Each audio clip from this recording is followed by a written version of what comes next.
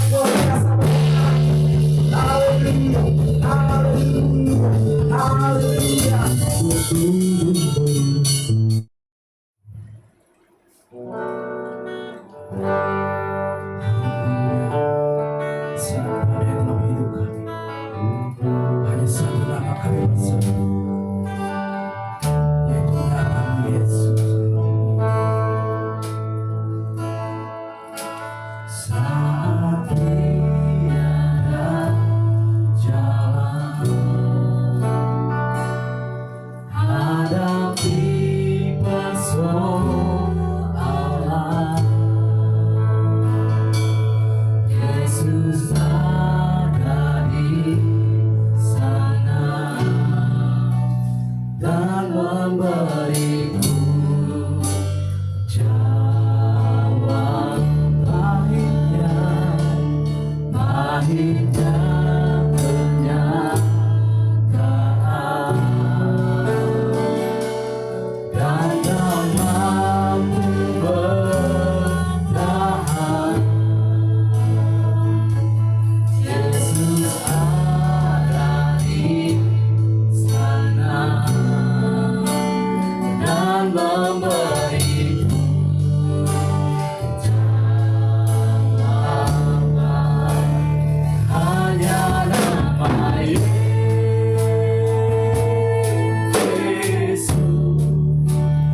hanya nama Yesus,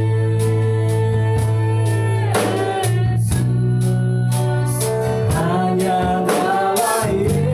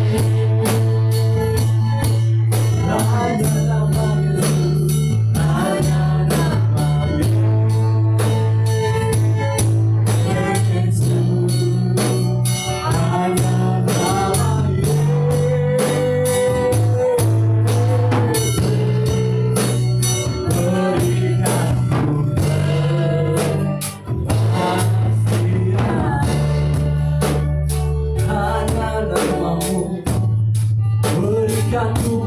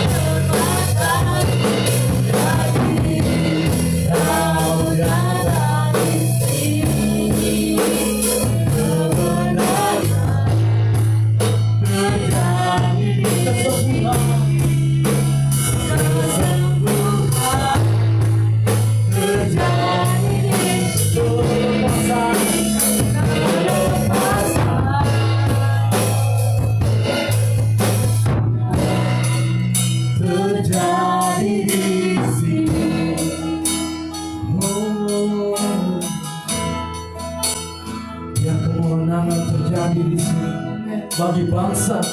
Kesembuhan terjadi bagi setiap pribadi saat ini yang mengalami sakit penyakit. Kelepasan terjadi bagi mereka yang saat ini dibelenggu oleh masalah, beban hidup, persoalan. Mereka mengalami kelepasan. Terima kasih Tuhan. Biar kami dapat menikmati penyembahan. Biar kami dapat menikmati hadirat-Mu. Kami serahkan semua yang makanan, segala pujian, penyembahan kami hanya untuk Tuhan. Terima kasih Bapa. Kami bersyukur. Haleluya. Amen. Seterusnya saya akan serahkan kepada hamba Tuhan yang akan membawa kita dalam firman Tuhan.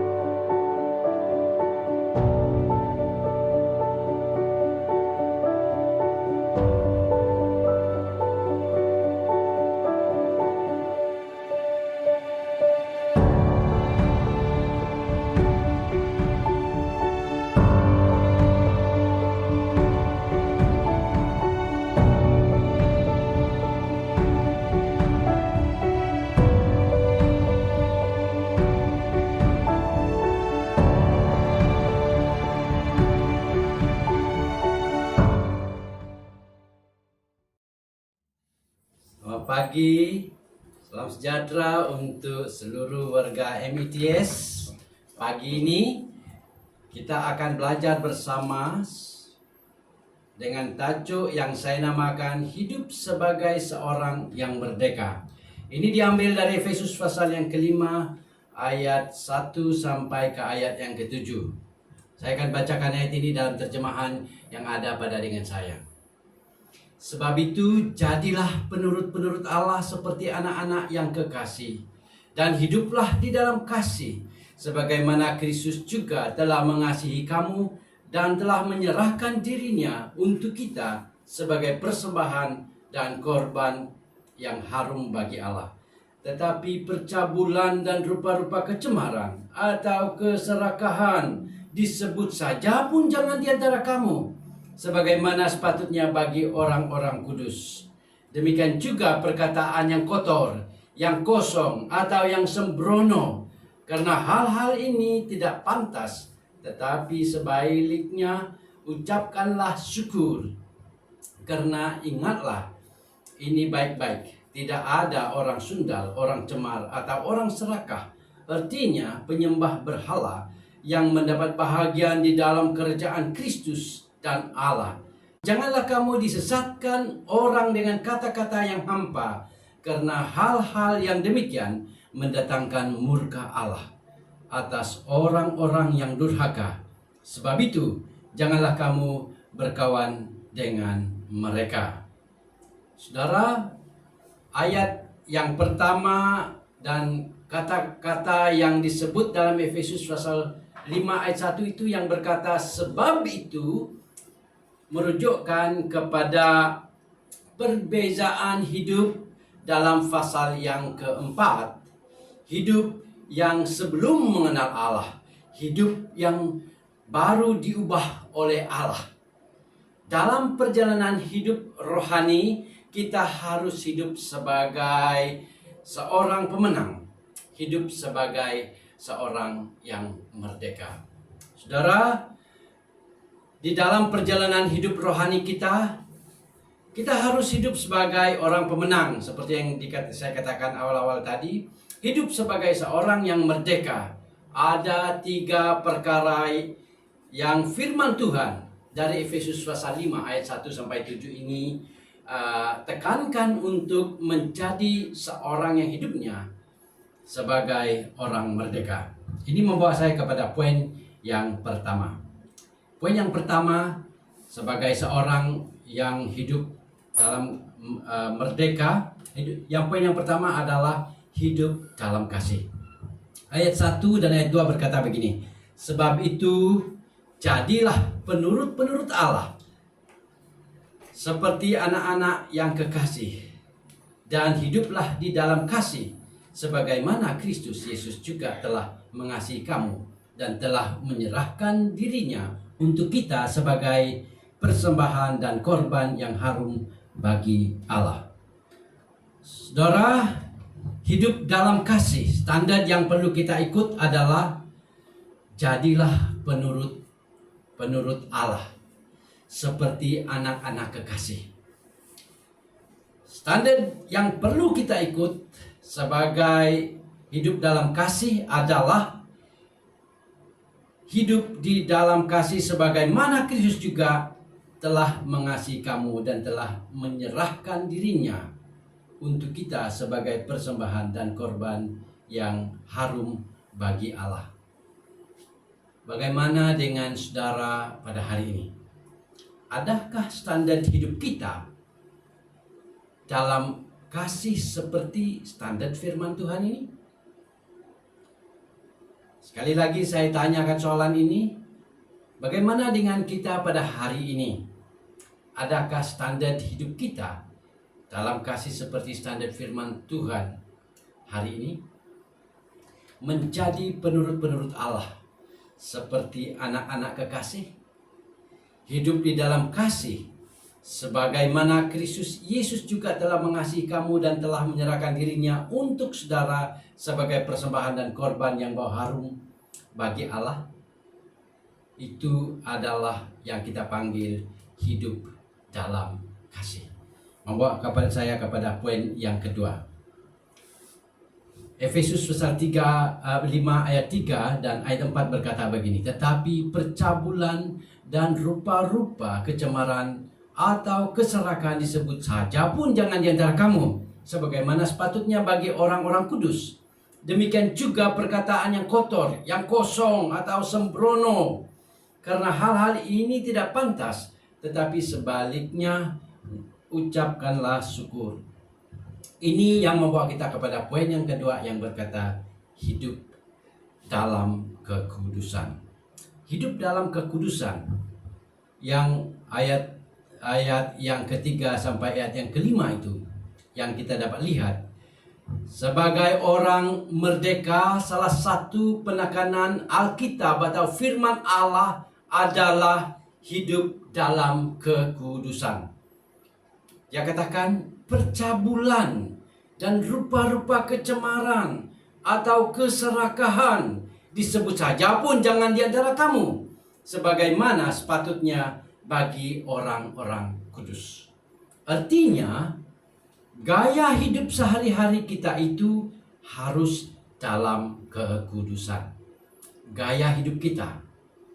Itu sebabnya dia katakan menyebut perkataan-perkataan yang kotor, perkataan-perkataan yang cemar katanya di sana, atau keserakahan katanya di sana. Sebut saja pun jangan di antara kamu. Itu adalah gaya hidup di dalam kekudusan. Yang kedua juga dia katakan demikian juga perkataan yang kotor, yang kosong, yang sembrono, karena hal-hal ini tidak pantas, tetapi sekalipun sebaliknya ucapkanlah syukur. Artinya perkataan yang keluar dari mulut kita diambil kira sebagai gaya hidup dalam kekudusan.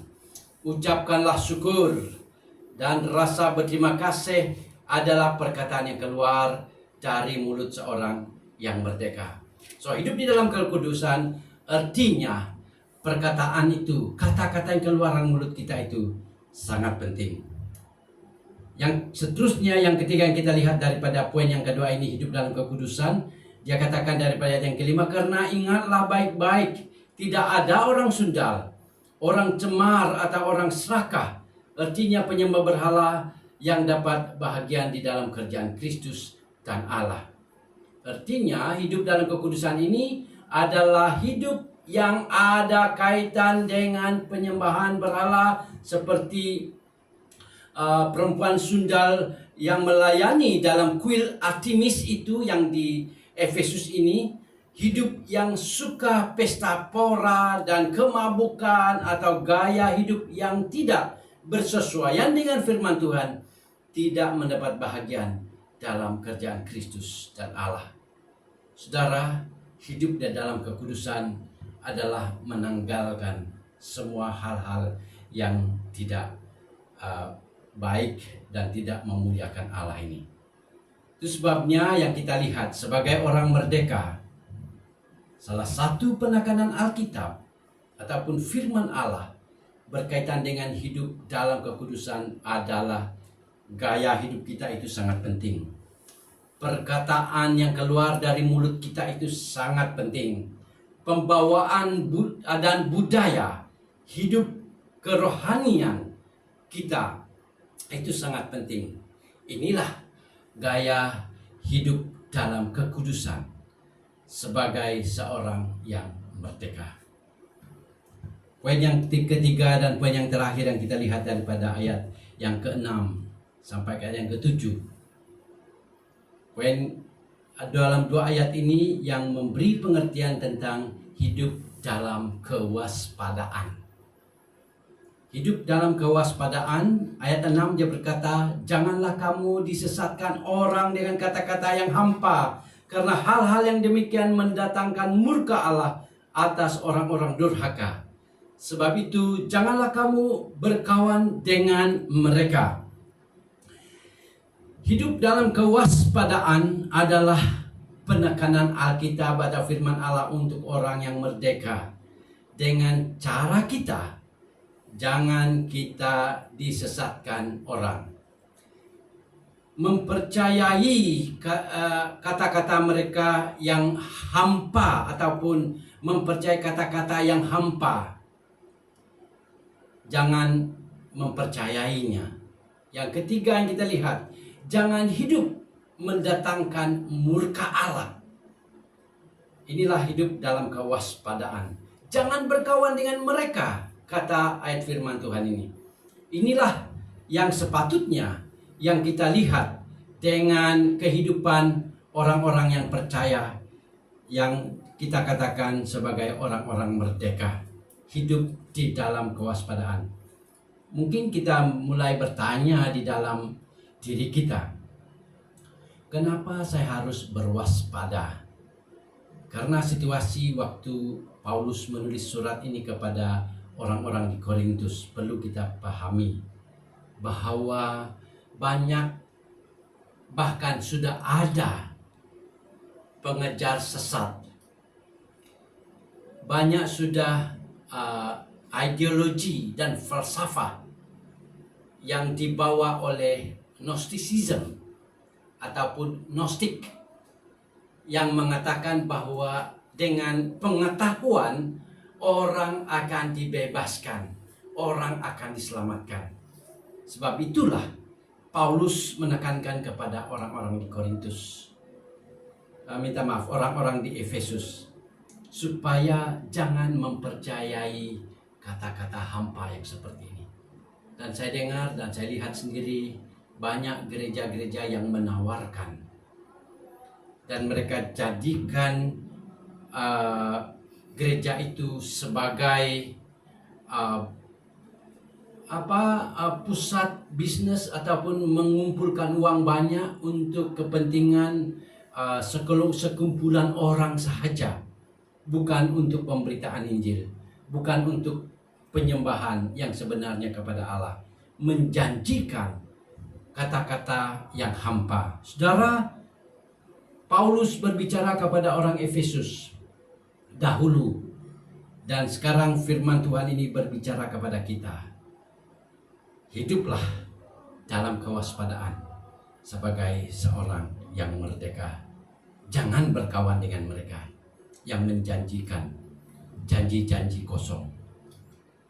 Dengan ini saya simpulkan firman Tuhan yang kita pelajari bersama pada hari ini dengan berkata, sebagai orang yang merdeka, hidup kita haruslah penuh dalam kasih seperti Kristus Yesus. Dia rela mengorbankan dirinya sebagai persembahan yang sempurna. Hidup di dalam kasih. Yang kedua yang dikatakan sebagai seorang yang merdeka, hidup kita haruslah kehidupan yang dalam kekudusan, yaitu gaya hidup kita, pembawaan kita, kata-kata yang keluar dari mulut kita adalah mencerminkan kehidupan yang dalam kekudusan. Yang ketiga yang kita pelajari bersama, sebagai seorang yang merdeka, hidup kita haruslah kehidupan yang dalam kewaspadaan, supaya jangan kita diperdayakan oleh kata-kata hampa ataupun janji kosong. Saudara, anak Tuhan yang di match ini, marilah kita belajar daripada firman Tuhan ini, menjadi seorang yang merdeka. Haruslah 3 perkara ini yang kita lakukan di dalam kehidupan kita. Mari kita tunduk kepala, kita berdoa. Terpujilah nama-Mu Tuhan, karena Engkau Allah yang berkuasa. Kami dimerdekakan oleh karena anugerah cinta kasih Allah. Kami dibebaskan, dilepaskan daripada segala ikatan dosa kami karena Tuhan Yesus Kristus. Dan biarlah firman Tuhan yang kami pelajari hari ini menjadi pegangan kami untuk meneruskan kehidupan kami di dalam perlombaan, di dalam kami menantikan kedatangan Yesus Kristus yang kedua kali. Terpujilah nama-Mu Tuhan. Dalam nama Putra Tunggal Yesus Kristus kami berdoa. Amin. Amin. Terima kasih, Tuhan memberkati.